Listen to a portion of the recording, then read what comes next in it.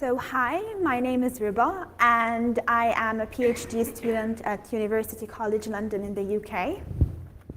So today I'm going to talk about the obstacles that hinder users' adoption of secure communication tools. And I would like to actually thank all my co-authors for their contributions to this work. So as we know that security experts have been advocating the use of secure communication tools to counter mass surveillance. Some tools have added security features. For example, WhatsApp has famously deployed end-to-end encryption. Other tools have been launched with security as a key selling point, such as Telegram and Signal.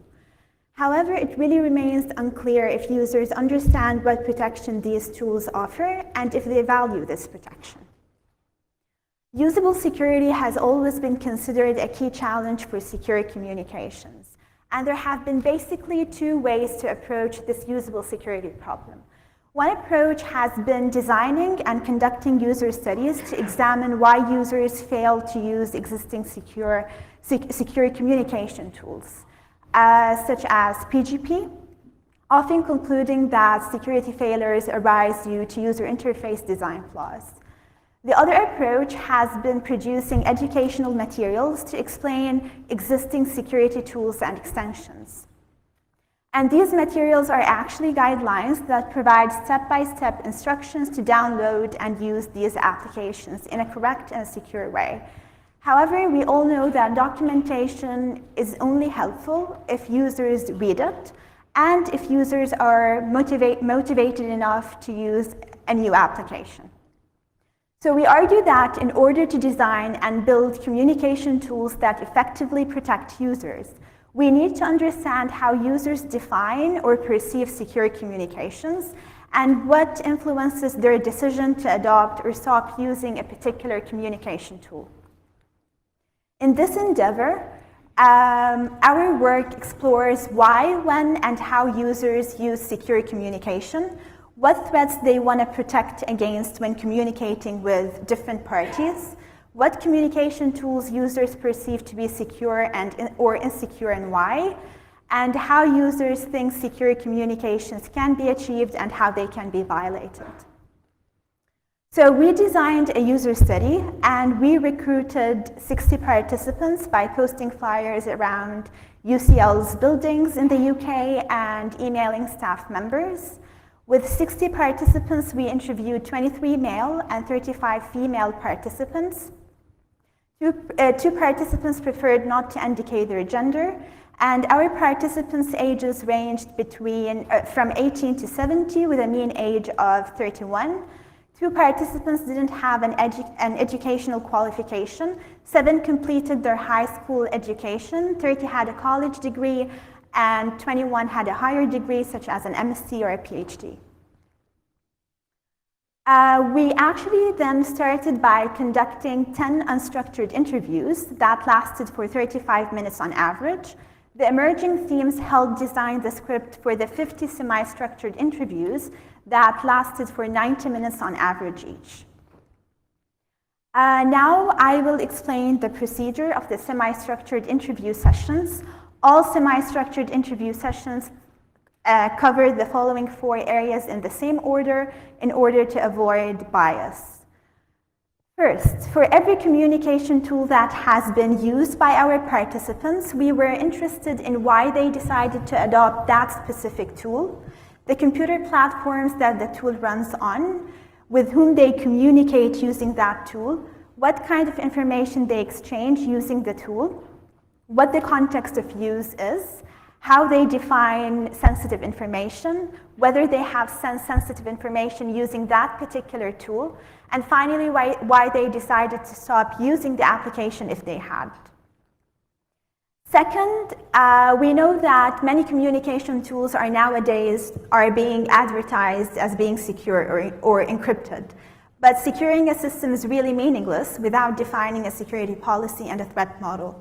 So we wanted to investigate the link between the actual security offered by different secure communication tools and how users define secure communications. So we asked our participants about the kind of protection a secure communication tool should provide, the assets that they want to protect when communicating with others, and who the adversaries might be and what their capabilities and resources are. Third, based on their definition of security in the second part, we asked our participants to rank the communication tools they have been using in terms of the security level that each application offers. So we actually gave them some cards with the names and logos of the applications they have been using and asked them to sort the applications from the most to the least secure. And we also wanted to assess the effectiveness of the Electronic Frontier Foundation, or the EFF Secure Messaging Scorecard. So the EFF in 2014 released a scorecard that basically provides objective information to non-security specialists about the security properties that different communication tools actually offer. So the scorecard evaluates different applications on the basis of whether the application is encrypted in transit or end-to-end encrypted, whether it has a verification fingerprint, whether it supports forward secrecy for the communications, whether its security design is properly documented, whether it's open source, and whether the code has been recently audited. So we wanted to assess the effectiveness of the scorecard in communicating which application is secure and why. So we asked our participants to compare their rankings with those on the scorecard, and we gave them some time to explore the scorecard. And finally, we wanted to test our participants' broader understanding of how a security property can be achieved and how it can be breached. We also asked our participants about specific mechanisms such as encryption, digital signatures, and verification fingerprints. So we were actually interested in seeing whether our participants can associate different mechanisms with different properties, such as associating encryption with confidentiality and so forth. A single researcher conducted all the 60 interviews. A transcription-based service transcribed all the interview sessions word by word. 3 researchers independently coded the transcripts, and we all met to develop the final code book. And after that, we calculated the intercoder agreement. The average coherence kappa coefficient for all the themes in the paper was 0.83, and a value above 0.75 is considered excellent agreement. And finally, we analyzed the code book to develop main themes. I will now present some of the key results in our paper. And I want to say that our research is qualitative. And the main purpose of qualitative research is to explore a phenomenon in depth and not to generate quantitative results. So we didn't do any quantitative analysis. So we found that usability is not the primary obstacle to adoption.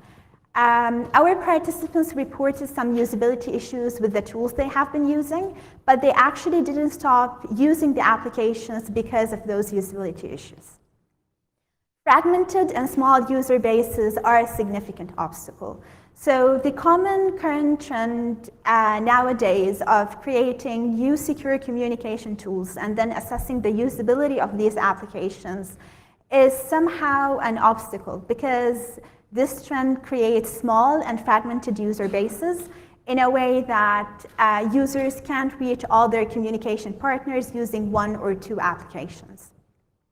Lack of interoperability is another significant obstacle. For example, iMessage and FaceTime are applications that work with iOS/Apple devices, but although these applications have been perceived as secure by most of our participants, they weren't used because they can't work across different devices, and our participants preferred to use other applications that work with different or across different platforms, even if those applications were perceived as less secure.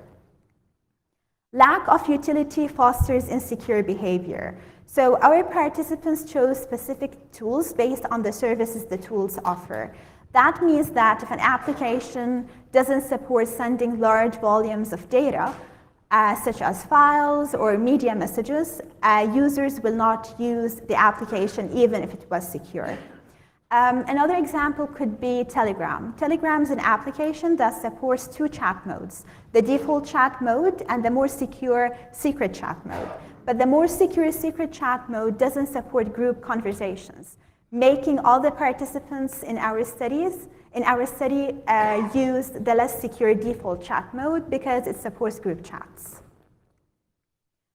Low quality of service is an obstacle to adoption. Almost 90% of our participants assess the reliability and security of an application based on the quality of service of the voice calls and messages they experience. So if an application has a bad audio quality, that means that the application is really insecure. So low quality of service doesn't only hinder adoption, but also it creates general doubts about how secure and reliable the application is. Perceived sensitivity of information should drive adoption, but that wasn't the case with our participants. So our participants prefer to share sensitive information in person, and if that wasn't possible, they would do that using phone calls or video conferences. And they actually, like almost 95% of the participants, perceived calls as more secure than text messages for a wide range of reasons, or rather misconceptions. So for example, they said that phone calls require a lot of time and effort to analyze and process. So a human being is needed to listen to every phone call and then try to extract the sensitive information, whereas in text messages can actually be searched for keywords by developing an algorithm or a code. And that was a misconception shared by many participants. Also, some participants preferred to use obfuscation techniques. So they would develop their own encryption scheme, mainly a substitution cipher, and share the cipher with trusted participants before sharing any sensitive information. Almost all participants perceive secure communications as futile. They said that secure tools cannot protect against knowledgeable and powerful adversaries. And this is because if you have an application provider, it means that the provider knows how an encryption scheme works, so it knows how to reverse engineer the scheme, regardless of, or no matter how strong the scheme is, and that was a misconception. When we asked our participants to rank the communication tools they have been using in terms of how secure they are, none of the rankings were inaccurate. And more interestingly, most participants ranked the services offered by the tools rather than ranking the tools themselves. So we gave them some time to rank the services, and after that, we asked them to rank the tools themselves. And when they did so, they based their rankings on how large the tool's user base is, the quality of the service, and other social factors. However, they didn't think about assessing the security features an application offers. And finally, participants didn't understand the Electronic Frontier Foundation scorecard. So the scorecard, as I said, it has 7 different security properties, and our participants weren't able to distinguish between end-to-end encryption and point-to-point encryption.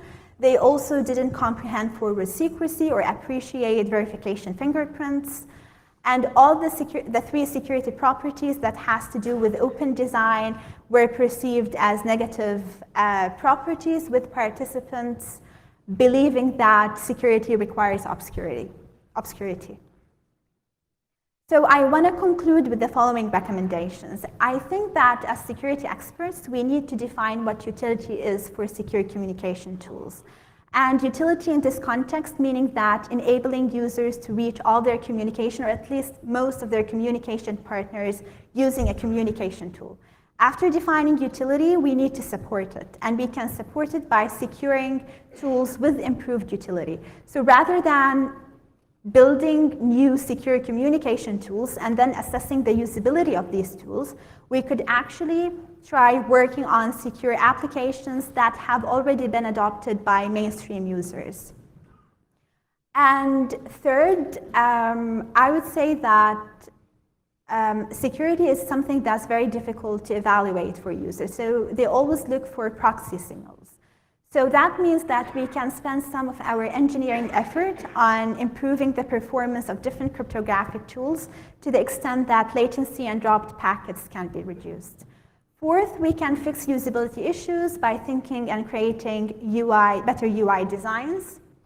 And finally, we can organize some public information campaigns in a way that we address users' misconceptions, such as teaching them that encryption is effective and can protect against different kinds of adversaries. So this concludes my presentation. Thank you.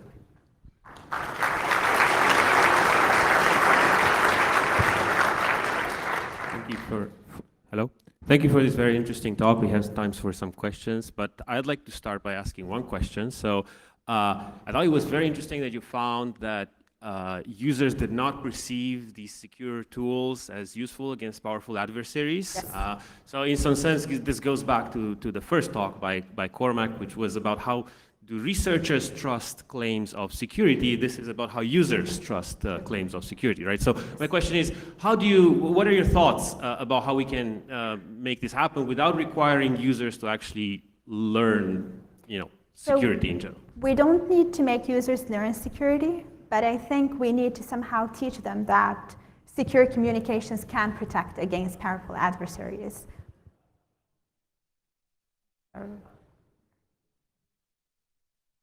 All right, we have to do that. All right, so next question. Hi, thanks for your talk. My name is Aline, I'm from MIT.